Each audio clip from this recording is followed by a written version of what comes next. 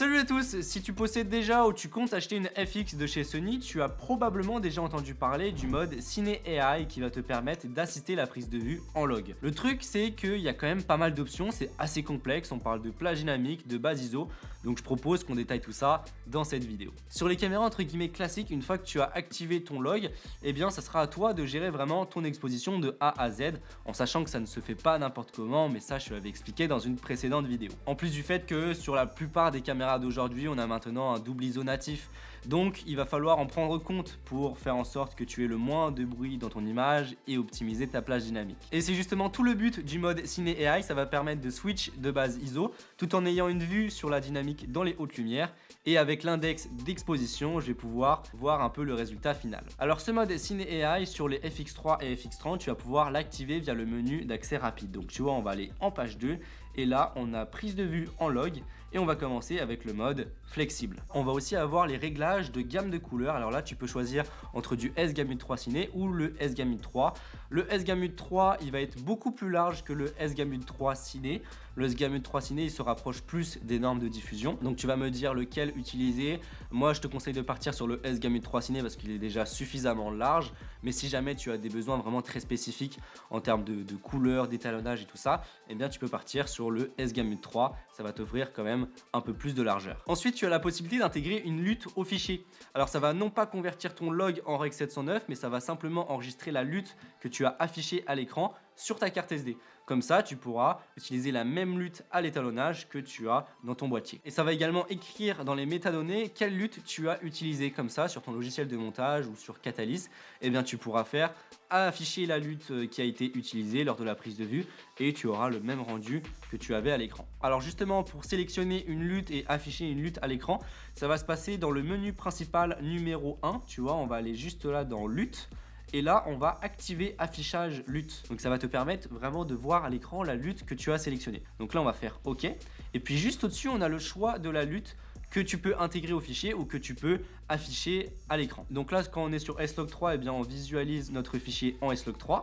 Quand on va se mettre sur 709, eh bien, on va être en Rec 709. Et quand on va se mettre Rec 709 à 800%, on va avoir la saturation qui va être légèrement boostée. Ça permet de voir un peu jusqu'où tu pourras pousser les couleurs lors de l'étalonnage. Moi, je me mets généralement 800%, ça permet d'avoir un rendu quand même un peu plus joli. Bref, revenons à notre Ciné AI. Donc là, justement, on est en mode flexible. Et quand je vais cliquer sur ISO, tu vois, je vais pouvoir changer mes ISO exactement comme sur un boîtier classique. Donc le mode flexible, aucune assistance, c'est à toi de connaître tes bases ISO et de gérer. Ensuite, on arrive justement au deuxième mode, donc on sera plus en mode flexible, mais cette fois-ci, on va être en mode Ciné AI rapide.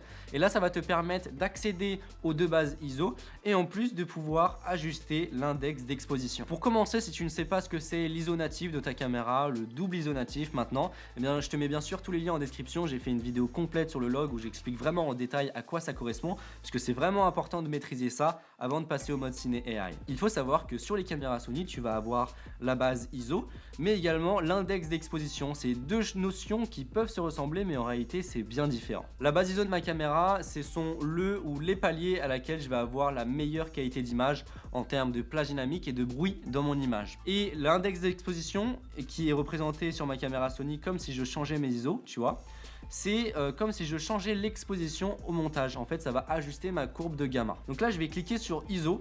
J'accède à l'index d'exposition et là on peut voir que on a l'index d'exposition et puis juste à côté la base ISO. Donc là on peut voir que quand je fais varier mon index d'exposition, eh bien ça fait varier l'exposition de mon image, en gros comme si je changeais mes ISO. Le truc c'est que là à un moment donné on va arriver sur un L et un H, low and high, et à ce palier là ça va switcher de base ISO. Donc en gros si je devais schématiser la chose, qu'est-ce que ça fait? En réalité ça ne change pas d'ISO, puisqu'on peut voir que là je suis sur la base ISO 800 et là on peut voir que je suis sur la base ISO 2500. L'index d'exposition, c'est comme si je changeais mon exposition au montage. Donc là, imaginons que je me mets à 1250, et eh bien c'est comme si je filmais à 800 ISO, à ma base ISO, et puis sur DaVinci Resolve par exemple, eh bien je venais à remonter un petit peu mon signal. Et quand je passe sur la délimitation low and high, tu vois, donc quand je suis sur 1600, eh bien cette fois-ci, boum, je passe sur 2500 ISO. Donc Encore une fois, pour te schématiser, c'est comme si je filmais à 2500 ISO et puis après au montage, je venais faire descendre un petit peu mon signal. Voilà, donc l'index d'exposition, c'est comme si c'était l'offset sur DaVinci Resolve. Voilà, je fais monter ou descendre un petit peu mon signal. Voilà, donc finalement, je viens de te l'expliquer et puis c'est dans le mot Cine AI Quick, ça va te permettre de gagner du temps. Parce qu'imaginons que tu voulais filmer à 2500 ISO, donc c'est ta base ISO, et qu'après au montage, tu comptais baisser un petit peu ton exposition, et bien là, tu vas venir sur ta base ISO haute, donc là on est à 2500, et je vais venir baisser un petit peu mon signal. Et enfin, le mode Cine AI premier du nom, et bien cette fois-ci ça se complique, tu vas voir, c'est complètement différent.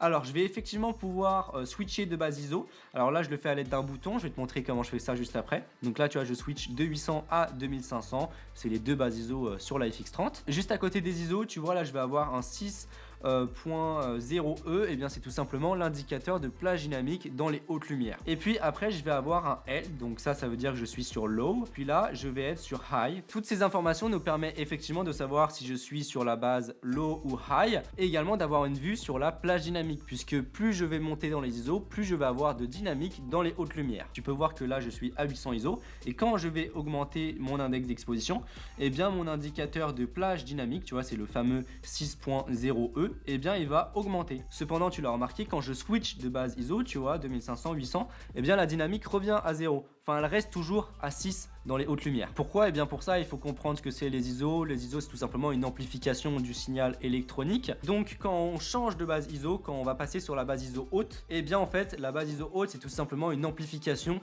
de la base ISO basse. Donc ma deuxième base ISO 2500, c'est une amplification de ma première base ISO à 800. C'est pour ça que la dynamique est exactement la même. Et c'est donc pour ça que souvent, lorsque l'on filme en extérieur, eh bien on va avoir tendance à monter nos ISO.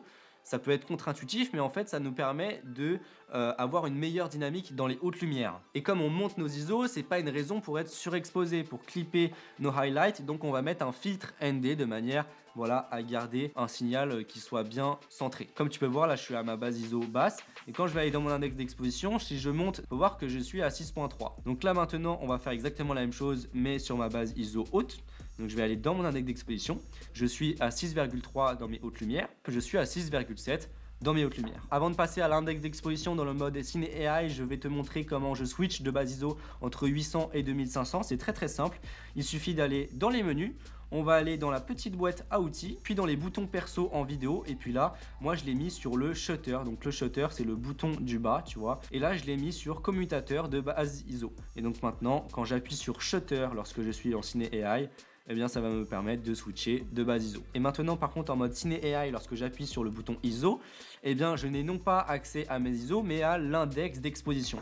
Et attention, l'index d'exposition fonctionne différemment que tu sois en mode Cine AI Quick et Cine AI. En Cine AI Quick, on l'a vu, le but c'est de travailler le plus rapidement possible, donc directement dès la prise de vue, tu as la possibilité de monter un peu plus ou descendre un peu plus ton signal par rapport à la base ISO. En mode Cine AI, premier du nom, eh bien l'index d'exposition n'a aucune incidence sur ton image finale. Je te montre un exemple, hop, je lance le rec, donc je suis à ma base ISO numéro 800 et puis là je vais aller dans l'index d'exposition et puis je vais ajuster mon index d'exposition. Alors on peut voir que sur le moniteur, eh bien j'ai effectivement mon exposition qui change. En revanche, si je te montre mon image finale, donc qui est en train d'être enregistrée maintenant, eh bien on peut voir qu'il n'y a aucun changement. Voilà, donc l'index d'exposition en Cine AI n'a aucune incidence sur ton image finale. C'est uniquement une aide pour la prise de vue. Donc si je devais résumer tout ça, tu l'as vu, le mode Cine AI, c'est une assistance tout autour du log. En fonction du mode que tu vas choisir, tu vas avoir plus ou moins de flexibilité. Et aussi la post-prod va être plus ou moins longue en Cine AI. Tu l'as vu, tout va se faire vraiment en post-prod, tout ce qui est étalonnage et tout ça. Alors qu'en mode Cine AI Quick, eh bien, tu peux déjà quand même faire quelques ajustements. À bien prendre en compte, surtout quand on filme en log, la base ISO c'est vraiment le palier à laquelle tu vas avoir la meilleure qualité d'image. Et lorsque l'on passe en base ISO haute, donc vraiment ma deuxième base ISO si c'est disponible sur ta caméra, on est sur une amplification du signal par rapport à ma base ISO basse. C'est pour ça que la dynamique est exactement la même, on a simplement amplifié le signal. Justement la dynamique dans les highlights, eh bien c'est le nombre de stops que tu vas pouvoir récupérer dans tes highlights. Et voilà, c'est à peu près tout. Moi je te recommande vraiment grandement d'utiliser le mode Cine AI, que ça soit quick ou premier du nom, parce que c'est vrai que c'est quand même super pratique à utiliser. Je trouve que c'est vraiment très agréable au niveau post-prod et workflow. En tout cas, je te mets bien sûr toutes les infos complémentaires en description. Si tu as des questions, n'hésite pas dans les commentaires. Sur ce, si cette vidéo t'a plu, n'hésite pas à mettre un pouce bleu, à t'abonner pour en voir plus. N'hésite pas à partager cette vidéo et à me suivre sur Instagram. Et on se retrouve pour une prochaine vidéo. Allez, salut!